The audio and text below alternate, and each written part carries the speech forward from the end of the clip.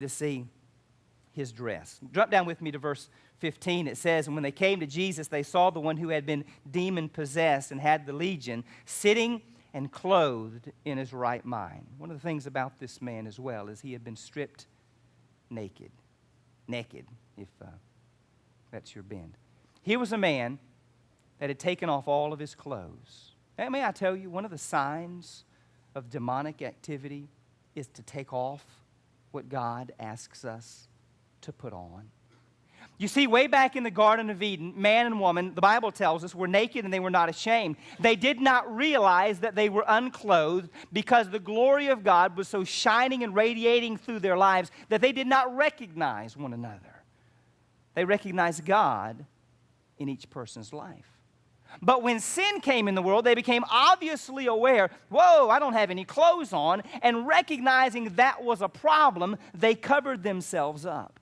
And so God made some better clothes for them, and it has been the devil's goal the rest of our lives is to take our clothes off instead of putting them back on. It's a sign of the trap of the devil, is to remove those clothes. Now, here was a troubled man.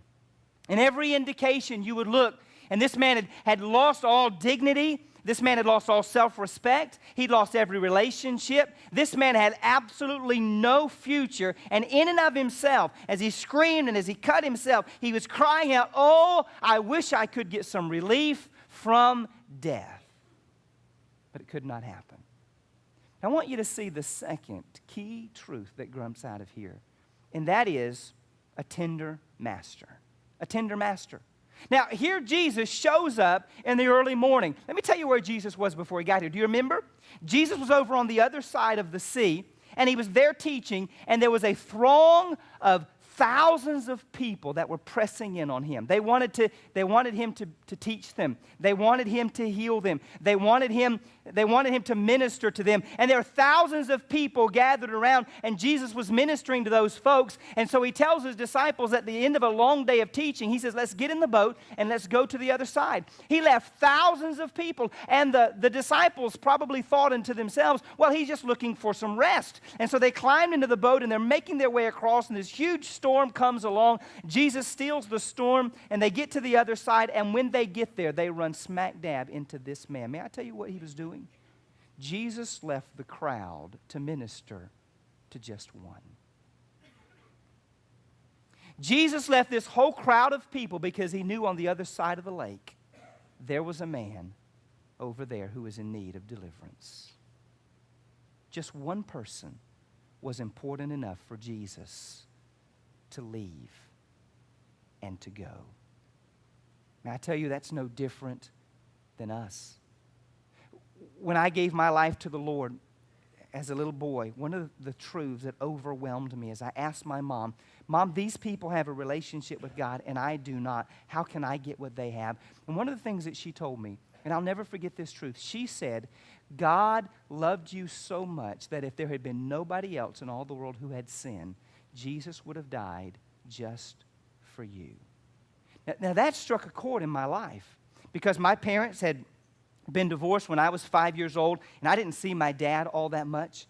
My mom did not take long before she went and she married somebody else, and my stepdad didn't really seem to care about us all that much. He was really more focused in on the things that he wanted to do. And so I wondered, really, is there anybody that really cares about me? And here she told me, here was a man who died and would be willing to give his life for me. And that so challenged me that I thought, well, if Jesus would do that for me, I believe I could trust him with my life.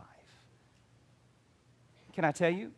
If you were the only one in all the world that had sins, Jesus would have laid down on that old rugged cross. He would have taken the beatings. He would have taken the crown of thorns. He'd have taken the nails just for you because you mean that much to him. There is the tender master who knows when we are oppressed, who knows when we are defeated, who knows when our life is being destroyed.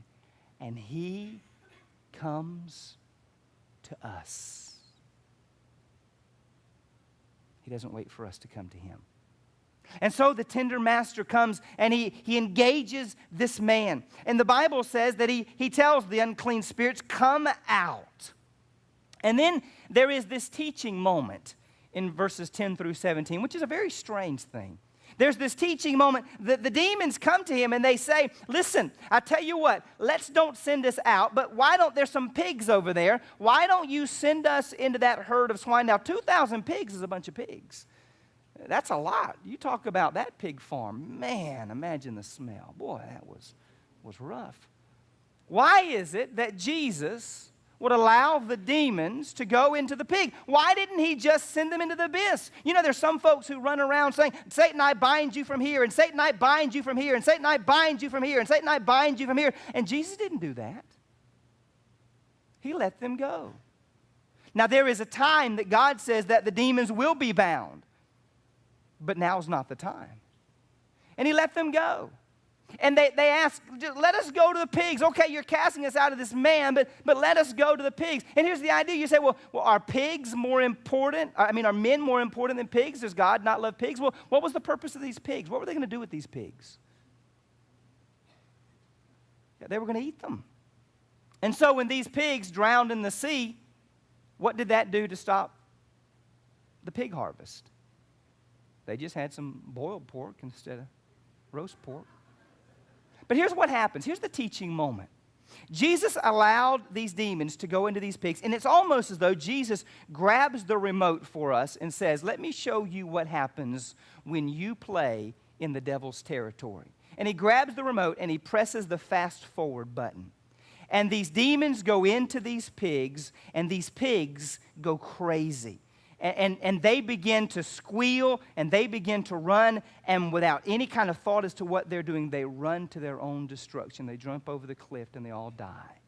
They committed suicide.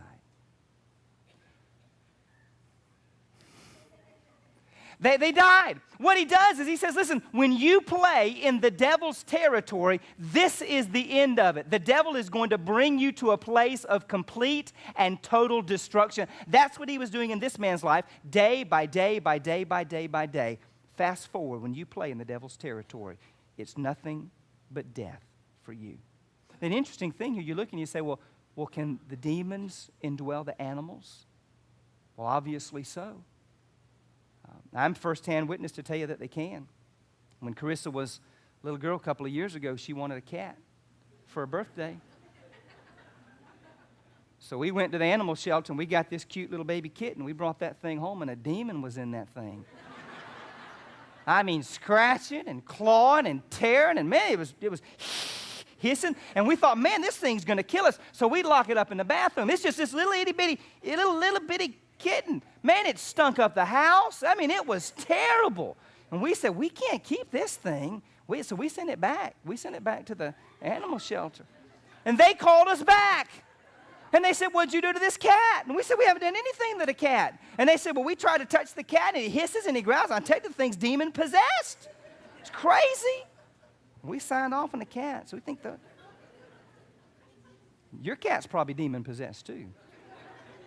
There's this teaching moment. Then finally, I want you to see probably the greatest truth in this passage is the transformed messenger. All the people come out and they hear about what had just happened, and they come out to see. And when they come out and see, what they see that has taken place in verse 15, and they came to Jesus and they saw the one who had been demon-possessed, sitting, clothed in his right mind. Can I tell you, when Jesus comes into your life changes. The circumstances of your life will change eventually, but immediately that which was bad has now become new. Jesus changed his life.